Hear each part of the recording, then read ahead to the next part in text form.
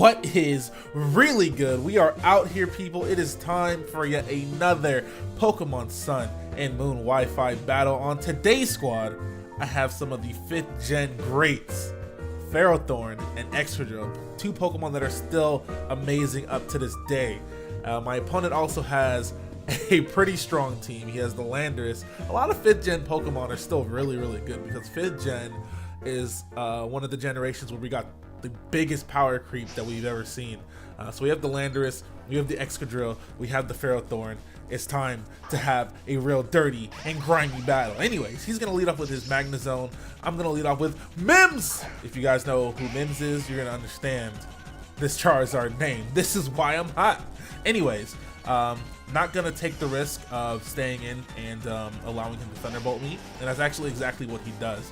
So that just tells me that he's Scarfed. It also tells me that he definitely did not care whatsoever if I was Charizard X, because if I was Charizard X and I took that Thunderbolt, I could have easily just started clicking Dragon Dance. Or even more straight to the point, I could have just went straight for the Flare Blitz. But none of this actually matters because my Charizard is definitely not Charizard X. It's Charizard Y. So him staying in and going for Thunderbolt was actually, you know, not the worst play in the world. But anyways, I go up to my Excadrill to take his obvious Thunderbolt.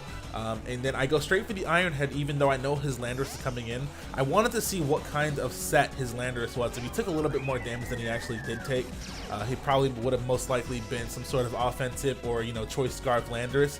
But I take damage from the Rocky Helmet as well as the Life Orb, so I actually lose a pretty big chunk of my HP. So that right there lets me know that he's probably defensive Landorus, which means that he's probably going to set up a Stealth Rock, which means that I need to get up my Tapu Fini in order to get these rocks off the field, because I do have that Charizard in the back and I can't afford to allow him to switch into Stealth Rocks. So as I go for the Defog, he switches into his Tapu Bulu. Now he makes an excellent play right here. He has a lot of pressure on me. Obviously I'm not going to stay in on a Tapu Bulu because I will lose my life in one hit if I don't switch out. But the thing is, Magnezone actually covers a lot of the switches that I have into Tapu Bulu, and I'll explain that right now. Okay, if I stay in and he switches in Magnezone, somebody's catching a Thunderbolt. Tapu Fini's right there. If I switch out to Ferrothorn, I get trapped in HP Fire. If I switch out to Charizard, he has pressure with the Thunderbolt. Like, Magnezone was actually a very good switch in a lot of situations. Now, that HP Fire killed me in one hit, so I'm not quite sure if he specs or Choice Scarf at this point. I assumed he was Choice Scarf because he stayed in on my Charizard and Thunderbolted it, but now I actually have no clue what he is, because I'm pretty sure Choice Scarf HP Fire doesn't kill my Ferrothorn in one hit. I'll probably have to calc that. I haven't calced it yet, but I was just very surprised that he was able to kill my Ferrothorn in one hit if he turned out to be Choice Scarf. So I actually have no idea what set that Magnezone is right now. All I know is, since he's locked into HP Fire, my Charizard's coming out and I'm clicking Flamethrower and something's dying. That's all I know. Okay, so he's gonna go out to his own Charizard. In my eyes, there's literally no reason to go out to your own Charizard unless your own Charizard can take hits from Charizard Y, which means that he's most likely going to be Charizard X, which means that I'm 100% going out to Tyranitar. Now, it's not as if Charizard X can't deal with Tyranitar if he goes for Outrage. If he goes for Dragon Dance and then Outrage, or maybe Dragon Dance and an Earthquake. The Earthquake won't do much because of the grassy terrain now, but he still does have the opportunity to go for Dragon Dance, Outrage, which will definitely do a big amount of damage to Tyranitar. But my main goal here is not to exactly kill him with my Tyranitar. It's more to set up the sand for Excadrill in case I need Excadrill to check this Charizard, you know. Conveniently, the grassy terrain actually disappears on that same turn that I switched my Tyranitar in. I was actually quite worried about that because of the fact that he might have had the Earthquake on deck ready for the grassy terrain to run out, but it seems that he doesn't because he just switches right to Tapu Bulu. So I go for the Choice Banded Stone Edge, and I actually hit this time, and I do a decent amount of damage, about 80% I'd say. So that's great. It seems like his Charizard doesn't have Earthquake, so it seems like, I don't know if this is true or not, but it seems like I can switch in my Tyranitar on his Charizard X whenever I want, set up the sands, and then have Excadrill in the back, which has Sand Rush, ready for his Charizard if it decides to, you know, start Dragon Dancing up. But here he's going to switch out his Tapu Bulu. I assume that he still finds Tapu Bulu useful. Maybe he wants to set up the grassy terrain later on, or maybe he has a plan for it. But either way, he switches in his Tapu Fini, and it's definitely gonna catch this solar beam right now. You feel me? Catch the salad beam, bro. Unfortunately for him, I do get a critical hit. I don't think it really mattered too much. I don't know what he would have done. Maybe, you know, Nature's Madness to take half my HP off. Either way, a water move wouldn't have done too much damage. Nature's Madness wouldn't have done half. I don't think he had many options that would have, you know, helped him too much. But here I'm going to go back out to my Tyranitar because his Charizard X does come back in. Charizard X can pretty much, I wouldn't say wall Charizard Y, because, you know, I do still have the Focus Blast and stuff, but other than that, I only have a Solar Beam and Flamethrower, so it's in my best interest to switch out. But as you guys can see, it seems like his set is the Dragon Dance Roost, maybe Flare Blitz and Dragon Claw set that Charizard X likes to run. So I wouldn't say I wall him, but unless he gets up a Dragon Dance, he can't really do much to my Tyranitar right off the bat because Tyranitar is pretty bulky himself.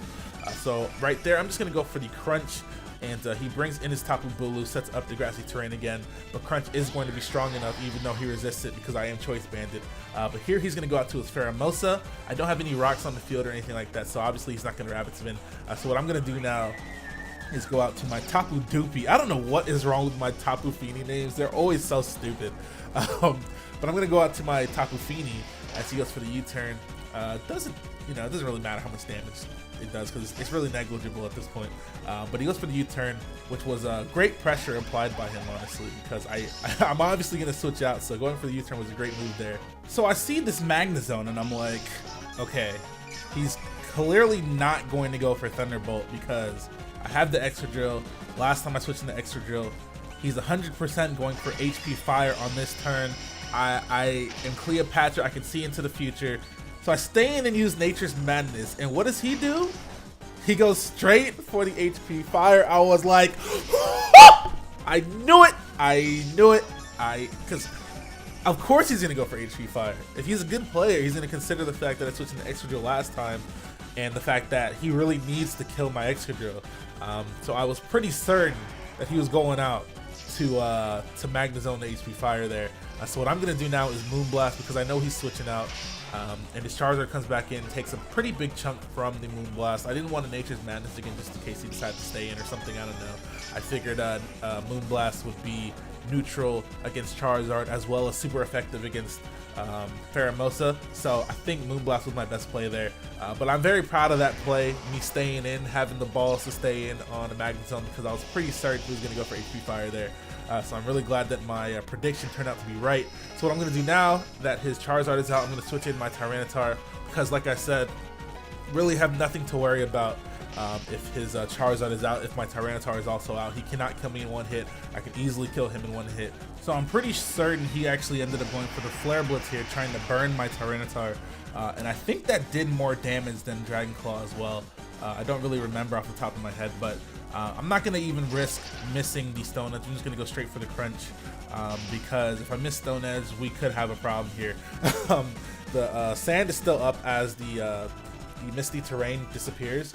So what he's going to do is just go for another Flare Blitz here. He's going to end up dying either way to either the recoil or the sand damage. And he actually gets a crit as he goes out, which is pretty funny. So my Tyranitar does go down there, but he also goes down. So his last two Pokemon are Pheromosa and Magnezone. So all I really need to do is get Excadrill in there. The sand is still up. I outspeed everything on the field. There are some things he can do to try and bring this back, such as switching his Pheromosa first, trying to get me to use Iron Head so that I waste a turn of sand. But I'm smarter than that, guys. I went straight for the Earthquake. I didn't even think about it. I'm like, all right, if this Magnezone comes in, he's dead. I'm not about to go for Iron Head, let him stall out my sand turns, let the sand go away, let his Pheromosa come in, start high jump kicking everything, getting speed boost and sweeping everything. Nah, hell no. Even though I do have that Charizard Y in the back, so he can't actually win this battle at all because he has nothing that can one-hit KO my Charizard Y at all, like in the slightest with Pheromosa. So I actually ended up going for Earthquake by accident. That was a misclick, not gonna lie, guys. I misclicked on that turn. Definitely did not mean to Earthquake. It's funny because he actually lived with like 1 HP, dude. Like, Jesus Christ. But this is exactly what I was talking about. The sand's actually gonna wear off this turn. But it doesn't really matter, like I said, because I have the Charizard-Y in the back. He cannot kill me with anything. He can't even freeze me in the sun, I don't think. And even if he can't freeze me in the sun, your boy is too hot. I spit flames. I got them flamethrowers. I'm throwing flames everywhere. I think flamethrower thaws freeze, if I'm not mistaken. But either way, it doesn't matter because I didn't even freeze. So I was just saying, I went for the Earthquake on the Magnezone because I knew he was probably going to switch into Magnezone, trying to stall out my sand turns. But either way, like I said, he couldn't kill my Charizard-Y, so that's perfectly fine. But thank you for the good battle, Robert. If you guys enjoyed, hit that like button, comment, subscribe. I'm going to try to get up another battle tomorrow, of course, just for you guys. I'm going to start streaming a bit more too. All these battles that you guys are seeing in the last week all came from my stream, so definitely having a lot more fun streaming recently, so I'm going to be doing that a little bit more. So check my stream out at twitch.tv/shofu. But once again, I want to thank you guys for watching. I'll see you guys in the next video. I am out of here. Bye!